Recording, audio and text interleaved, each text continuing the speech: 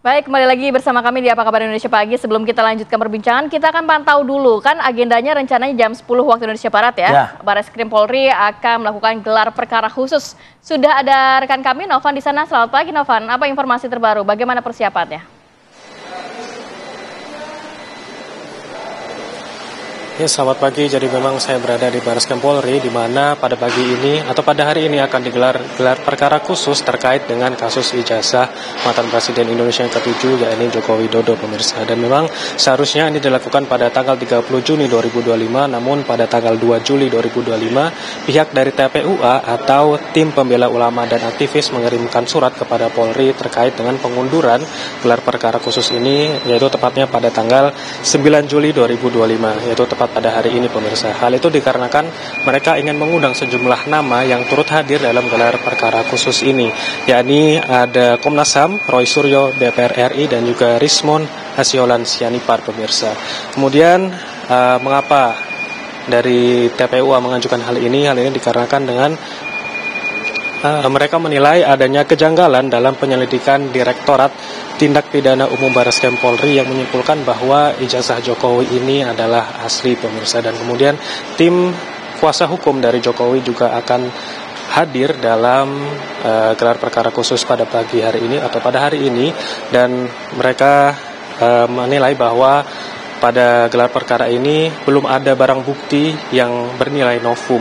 Mereka juga menilai bahwa ahli yang didatangkan, Roy Suryo dan juga Rismon, tidak independen dikarenakan mereka berafiliasi strategis dengan pelapor, begitu, pemirsa.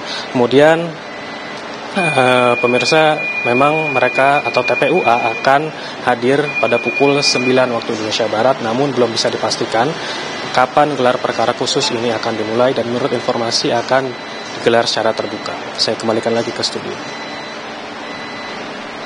Baik, terima kasih banyak Novan atas laporannya dan selamat bertugas kembali. Ini masih menarik ya, Via, karena kita akan menantikan bagaimana jalannya gelar perkara khusus pada hari ini.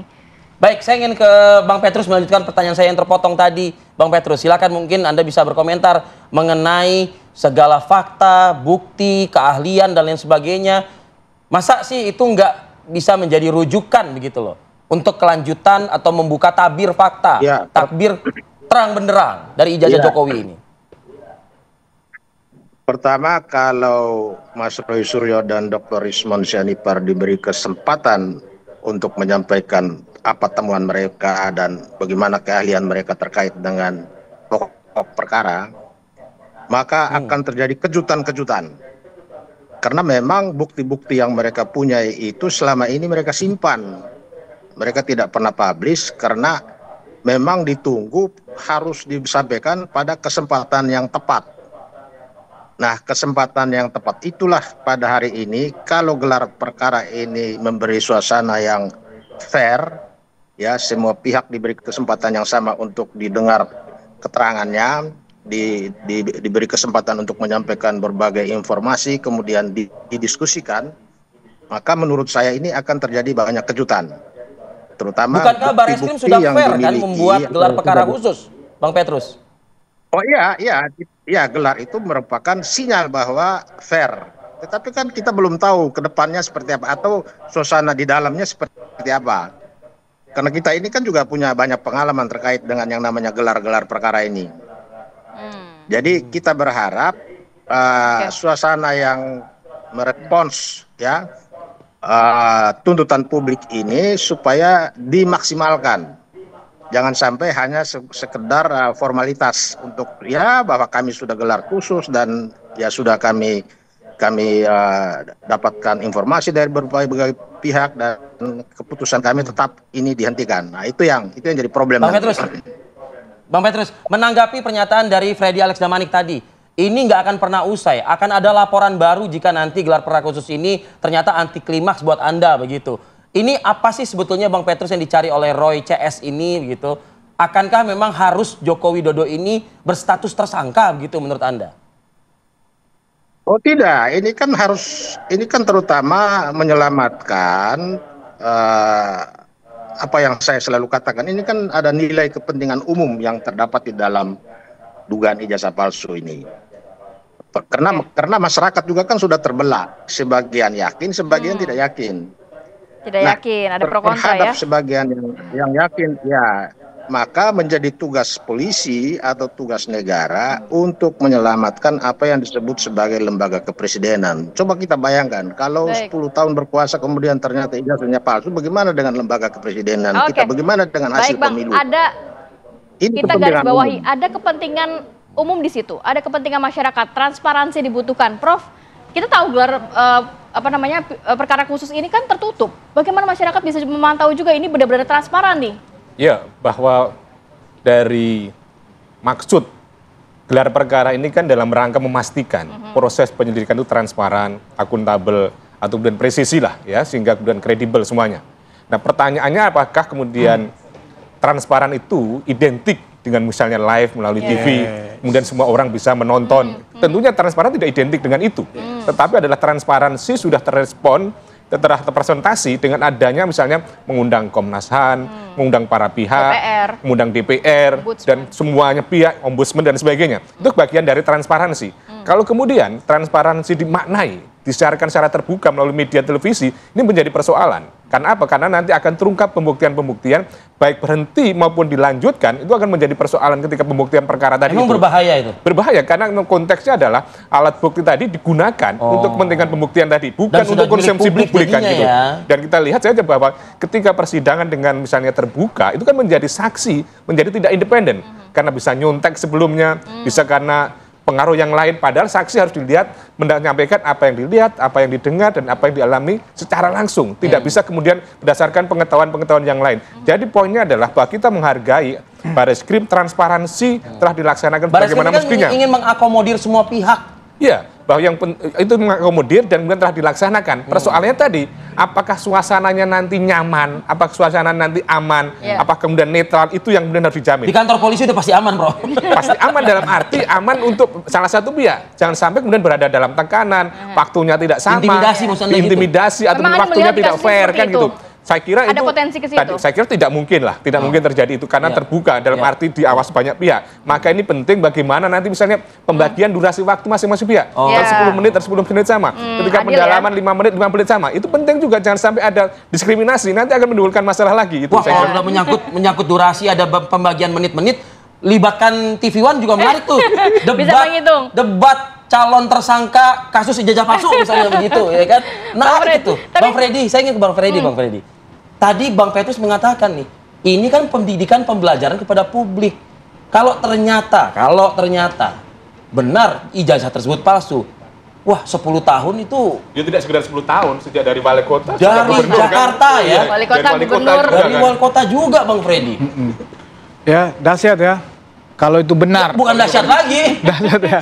Seolah-olah negara ini nggak ada apa-apanya kan begitu. Hanya seorang Jokowi pada saat itu calon wali kota, bakal calon wali kota mampu mengelabui ya banyak lembaga-lembaga yang sudah dan diisi oleh orang-orang kredibel. Orang-orang kredibel yang proses perekrutannya juga independen kan begitu kan. Nah, padahal kan kita tahu bahwa masalah ijazah palsu atau dokumen palsu itu kan pembuktiannya sederhana. Konteksnya ijazah palsu ini. Dan Polri juga sudah sering melakukan itu. Ya, ijazahnya secara fisik ada, asli ditunjukkan, kemudian lembaganya sudah menyatakan asli, kemudian orang-orang yang terkait dengan itu sudah menyatakan kesaksiannya. Iya, boleh. Cek sendiri apakah ini secara digital forensik identik atau enggak. Makanya kan sudah dilakukan. Itu sebetulnya fokus saja juga pasalnya ini kan 263, 264, 266. Iya, itu kan itu pasalnya. Iya kan, jadi kan sudah dijelaskan Prof tadi. Kalau misalnya tentang isinya yang palsu, UGM sudah menyatakan, kemudian dokumennya itu ya, UGM juga sudah menyatakan. Kemudian fisiknya juga ada. Kemudian juga saksi-saksi yang terkait, lembaga-lembaga yang terkait sebagai orang yang pernah terlibat di situ juga sudah menyatakan semuanya.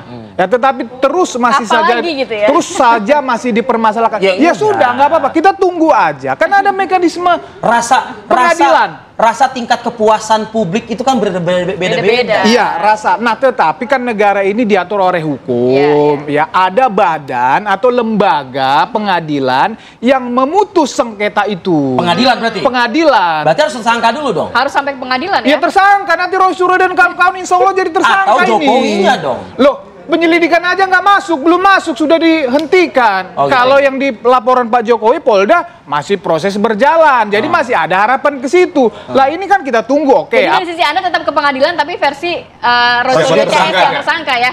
Ya kita lihat mekanisme yang sedang berjalan sekarang. Ini kan nanti mereka masih punya harapan. Kalau gelar perkara khusus ini kemudian membatalkan penghentian penyelidikan itu sehingga dilanjutkan, kan begitu. Tetapi kan fakta per sekarang ini itu kan tidak, penyelidikan dihentikan. Sementara yang di Polda kan penyelidikan masih berjalan.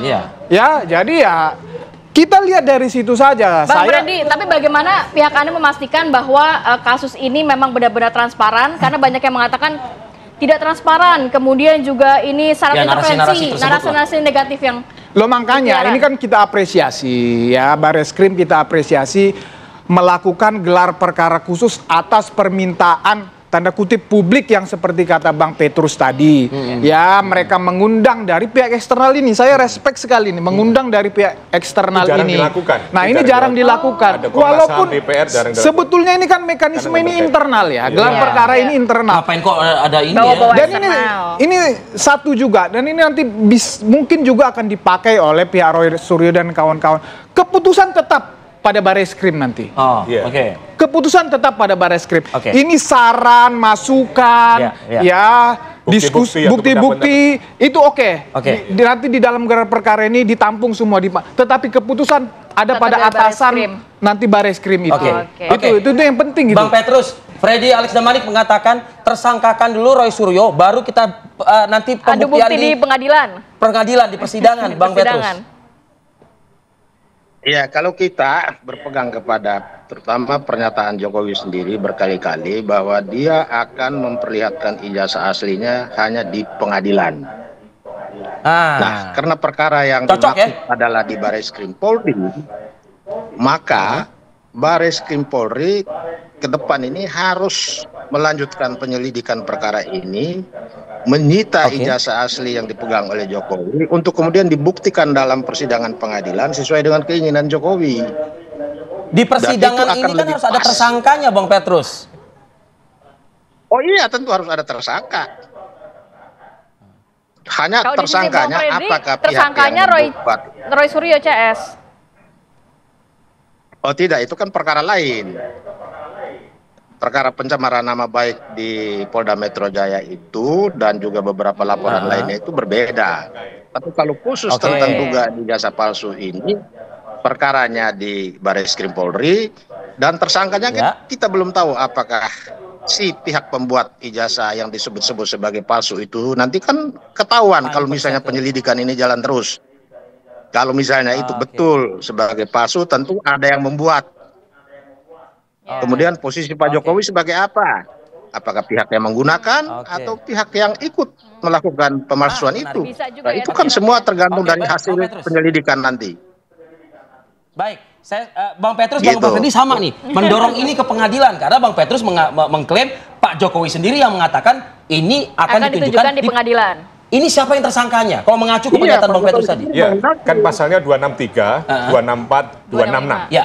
Maka dalam hal ini adalah ada yang membuat, ada yang memalsu, ada yang menggunakan, terus ada yang menyuruh, ya gitu. Jadi nanti dilihat siapa yang membuat ini, potensi dari tersangka, siapa yang kemudian memalsukan, kemudian siapa yang menggunakan, terus kemudian siapa yang menyuruh. Jadi kalau dalam hal ini seandainya misalnya, maka kemudian yang menggunakan bisa kena. Kemudian yang membuat sendiri misalnya lembaga juga kena. Berarti Pak Jokowi. Ya, konteksnya kan yang menggunakan seandainya terbukti. Yang membuat siapa? Yang membuat misalnya UGM kan gitu pada waktu itu. Terus yang menyuruh siapa kan gitu. Nah, ini kan misalnya anatominya seperti itu. Kalau kemudian kita konstruksinya yang menyuruh siapa yang menyuruh? Yang menyuruh nanti dibuktikan siapa yang menyuruh pada waktu itu. Pada waktu mahasiswa dia suruh itu UGM, lu buat ijazah gua kan nggak gitu. mungkin juga misalnya gitu.